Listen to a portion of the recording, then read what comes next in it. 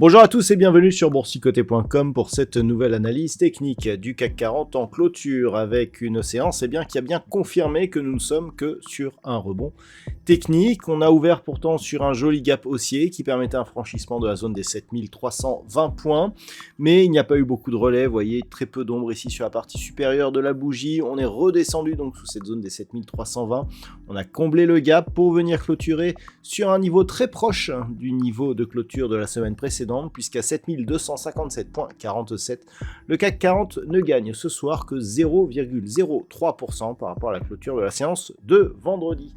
Donc c'est un pétard qui a fait pchit et on revient ici sur une progression qui n'est au final pas très forte, qui contraste un petit peu par rapport à tout ce qui s'est passé sur le DAX notamment, lorsque l'on compare ce qui se passe ici avec le DAX. Eh bien on voit que on est resté beaucoup plus haut, donc on a encore une grosse sous-performance de l'indice parisien par rapport à l'indice allemand.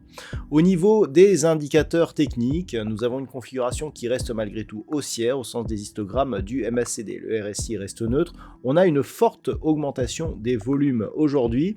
Alors attention, c'est à prendre avec un petit peu de pincette cette évolution des volumes, puisque on pourrait se dire effectivement on est sur une séance haussière, on a des volumes, donc on est en train de nourrir ici la possibilité d'un rebond. L'autre manière aussi de voir les choses, c'est de se dire que on est parti ici très haut et au final on a eu beaucoup de volumes qui ont fait redescendre les cours. Donc ça peut être vraiment interprété de deux manières différentes. Donc il va falloir rester vigilant. Toujours est-il que par rapport à cela, on revient ici durablement au-dessus de la zone des 7225 points. On a une petite ondulation ici qui laisse à penser qu'un rebond est possible. Et lorsque l'on regarde les indicateurs, on reste bien ici sous la moyenne mobile 20 exponentielle après des contacts ici sur la bande de Bollinger inférieure. Donc pour l'instant, ça reste là aussi un signal plutôt négatif. Au niveau du palmarès des valeurs, Kering gagne 5,52%, suivi d'ST Microelectronics qui gagne 4,44%.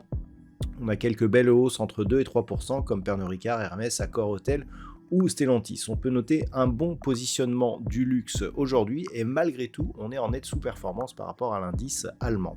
Au niveau des plus fortes baisses, on retrouve Thales qui perd 4,25%, Total Energy moins 2,12%, on a eu encore une baisse du dollar aujourd'hui, et puis derrière Engie, Danone et Crédit Agricole sont sur des baisses proches de 1%.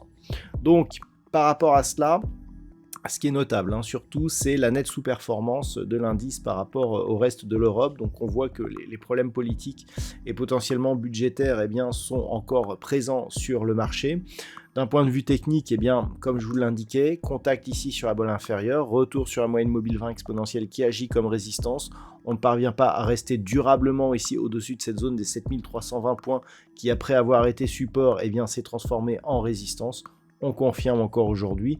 Donc même si on casse un petit peu cette zone, c'est nettement insuffisant pour conclure à une possible reprise du marché sous une forme haussière. Et donc pour l'instant, la menace reste un retour ici sur cette double zone 7225, 7175 points. Donc c'est ce qu'il faudra surveiller demain, puisqu'au moment où je vous parle, les futurs sont plutôt redescendus. Donc on le voit bien ici que le mouvement ne veut pas se maintenir à la hausse. Donc on surveillera donc 7225, 7175, tout en sachant qu'une énième cassure de cette zone des 7175 points pourrait aboutir à une poursuite du mouvement baissier en direction de cette zone ici entre 7040 et 7075 points. Pour repasser à la hausse, il faudrait repasser durablement ici au-dessus des 7320 points. Ce serait le premier élément pour espérer avoir une reprise du marché sous une forme un peu plus optimiste. Mais je rappelle que ce n'est que sur rupture ici de cette résistance oblique baissière, qui est désormais définie par 3 points, que nous pourrions avoir un signal de sortie de cette dynamique. Voilà donc ce que l'on peut dire sur cette analyse technique du CAC 40. D'un point de vue statistique, donc jusqu'à la semaine dernière, on avait pas mal de probabilités haussières qui se développaient pour cette semaine, Alors, c'est toujours le cas, mais avec un peu moins de potentiel. Il faut dire que d'un point de vue statistique, le fait d'avoir eu ce gap ici haussier très important qui a été tout de suite comblé avec cette bougie rouge, eh bien, amoindrit énormément les probabilités d'une poursuite haussière suite donc à ce mouvement. Voilà donc ce que l'on peut dire pour aujourd'hui. Je vous souhaite de passer une très bonne soirée. On se retrouve dès demain pour d'autres analyses techniques, toujours sur le site boursicoté.com.